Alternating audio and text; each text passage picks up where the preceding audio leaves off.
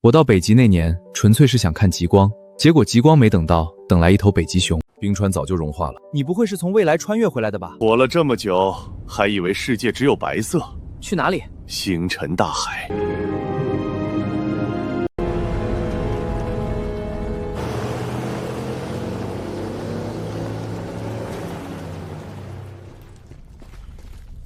这裡剛經歷了一場大戰。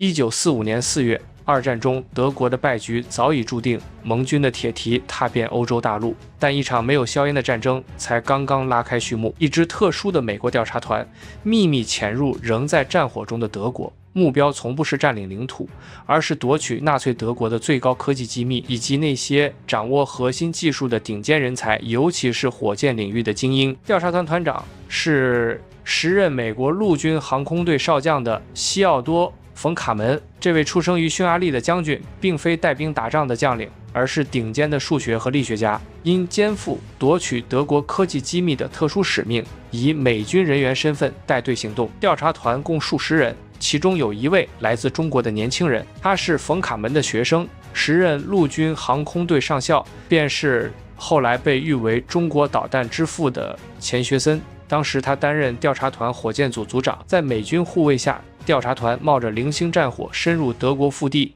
封存大量納粹科技資料，同時游說德國頂尖科技人才赴美效力。而這場秘密行動中最具戲劇性也最富懸疑感的一幕，發生在1945年5月的巴伐利亞。你們當時一定以為抓住了那個叫馮布勞恩的工程師，就拿到了最核心的火箭技術吧？但這場烏龍恰恰成為了美國航天崛起的關鍵轉折點。你說的沒錯，當時錢學森所在的美軍部隊俘獲了一名名叫馮布勞恩的火箭工程師，所有人都欣喜若狂，這個名字正是他們要找的 V2 導彈核心設計者。可連夜提審後，真相浮出水面，讓所有人倍感意外。這名被俘的工程師其實是 V2 導彈發明者沃納·馮·布勞恩的弟弟馬格努斯·馮·布勞恩。他直言自己和哥哥都希望向美國投降，而真正掌握 V2 核心技術的是他的哥哥沃納·馮·布勞恩。V2 導彈是德國二戰後期研制的長程彈道導彈，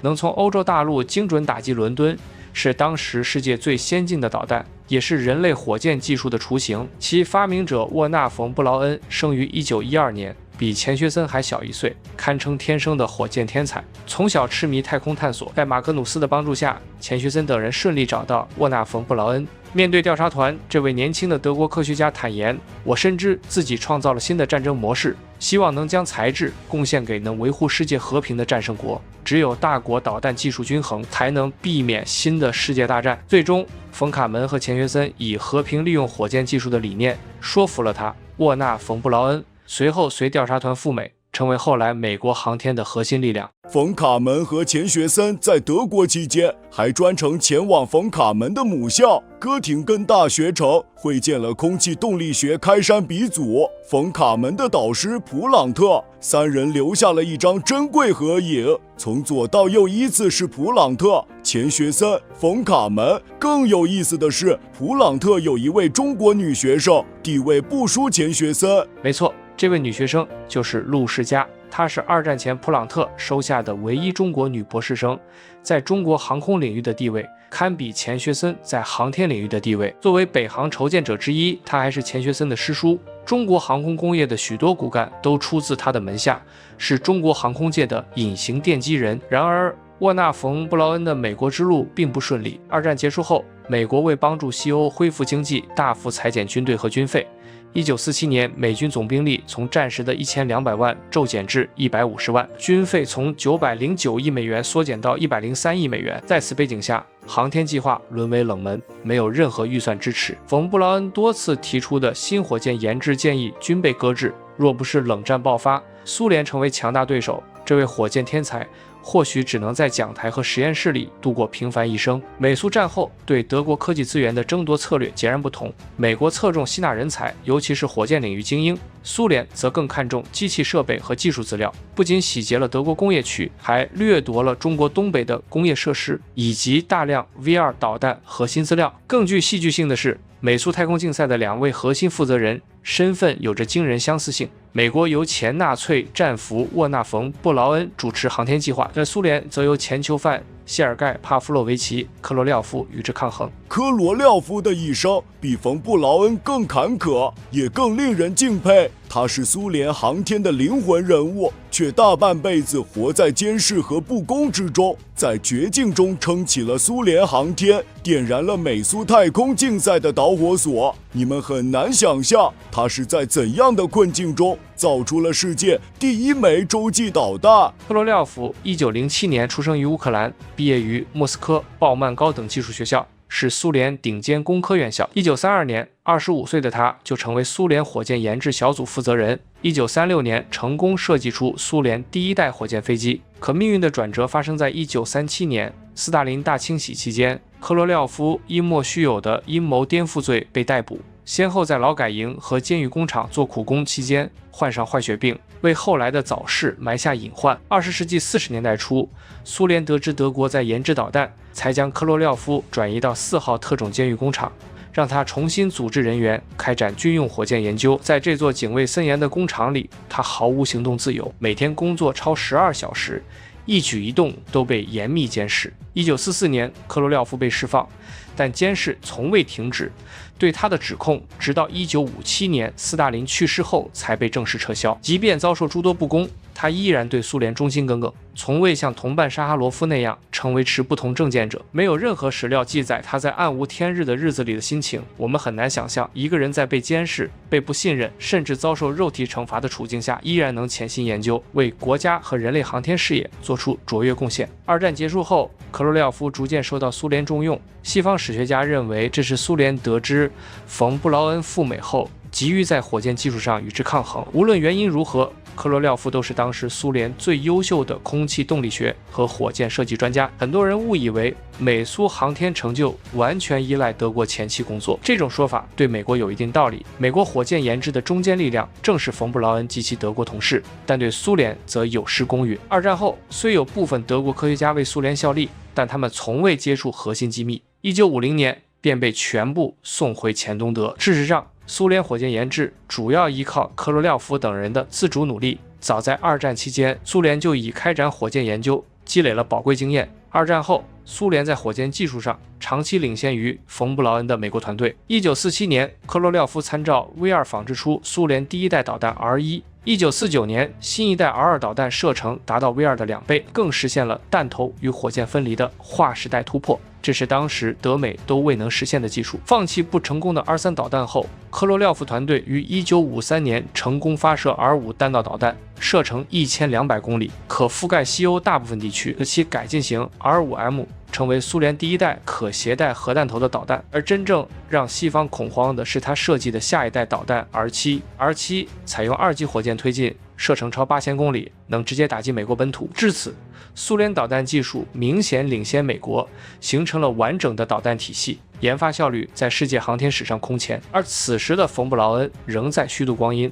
直到1950年6月，朝鮮戰爭爆發，成為他事業的轉折點。這場戰爭讓美國人清醒地認識到，蘇聯援助的武器裝備已接近甚至超過美國，於是開始加大軍備投入，重點扶持導彈研發。對參戰各方而言，朝鮮戰爭是一場災難，但對馮·布勞恩來說卻是轉機。他被任命為美國陸軍彈道導彈局開發中心主任，與德國同事前往阿拉巴馬州一座偏遠小城，一住就是20年。最諷刺的是，這兩個被捲入軍備競賽的天才，真正的夢想都不是用導彈投放核武器，而是用火箭實現載人太空旅行。他們的和平理想，最終卻被兩個敵對國家當成了彰顯國力的工具。這或許是他們一生最大的遺憾。確實如此，蘇聯領導人赫魯曉夫將太空競賽上升到社會制度比拼的高度，力求在所有航天領域搶在美國前面。這份艱巨使命落在了科羅廖夫身上，而他沒有辜負這份期望，開啟了人類太空時代。1957年10月4日，蘇聯在拜科努爾發射場成功發射世界上第一顆人造地球衛星史波尼克1號，順利送入預定軌道。這一事件標誌着人類正式進入航天器探索外層空間的新時代，震驚全球。這顆直徑約半米、重84公斤的圓球承載了無數第一。紐約時報評論稱，其發射意義不亞於原始人第一次直立行走。它搭載2部無線電發報機，持續向地面發送信號，每96分鐘繞地球1周，在軌運行92天後墜毀於大氣層。1999年，聯合國將10月4日至10日定為世界空間週，紀念這一歷史性時刻。毫無疑問，史波尼克1號的發射是全人類的文明成果。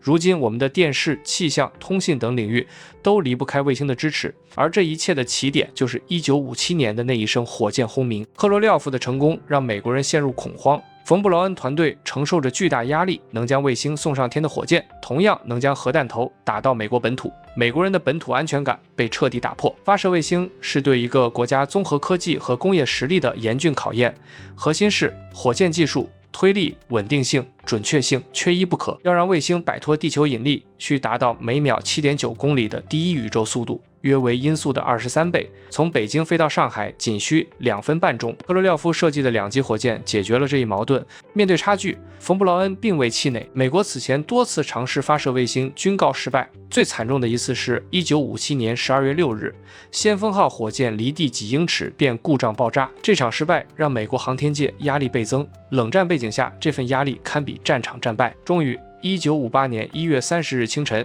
朱諾1號火箭搭載探險者1號衛星，在卡納維拉爾角順利升空。8分鐘後，衛星傳回信號，發射成功，讓這位歷經挫折的科學家流下了激動的淚水。值得注意的是，探險者1號僅重9公斤，既說明美國火箭推力不及蘇聯，也體現出其電子技術的領先優勢。但這一回合，科羅廖夫領導的蘇聯航天取得了完勝。美蘇的競賽點燃了人類航天的火種，但真正讓航天事業走向普惠、走向和平的，還有中國。中國航天的崛起是人類航天史上動人的篇章，也是對和平利用太空生動的詮釋。沒錯，當美蘇激烈角逐時，中國航天也在悄然醞釀。1956年，國防部第5研究院組建中國航天以導彈工程起步，引領者正是衝破阻礙回國的錢學森。1967年，錢學森提出航天一詞界定為地球大氣層以外、太陽系以內，避免宇航一詞的誇大表述。與之對應，中國載人航天人員被稱為航天員。1970年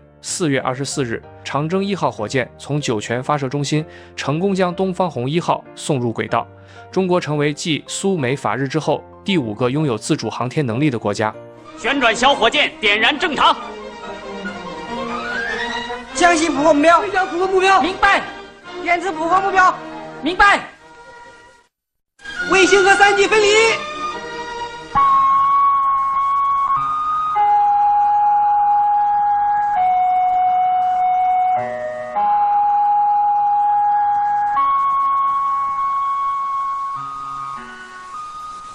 當東方紅樂曲從太空傳回，無數中國人熱淚盈眶。經過半個多世紀的發展，中國已掌握以長征系列火箭為核心的完善發射能力，發射運營了大量各類衛星，是世界上僅有的3個能獨立完成載人航天的國家之一。如今，中國航天核心項目包括載人航天、北斗導航、探月、行星探測等，嫦娥探月、天問探火、中國空間站等成就，讓中國航天躋身世界先進行列。未來，载人登月、火星採樣返回等任務將繼續書寫中國航天的輝煌。這就是人造衛星的誕生，以及背後那些天才的故事。從德國廢墟的人才爭奪，到美蘇冷戰的太空競賽，再到中國航天的崛起，每一步都凝聚着人類的智慧與勇氣。每一位航天人都在為和平探索宇宙的夢想而堅守。是啊，每一顆人造衛星都是人類探索宇宙的眼睛。每一位航天人都是夢想的追光者。航天事業的發展從來不是為了爭奪霸權，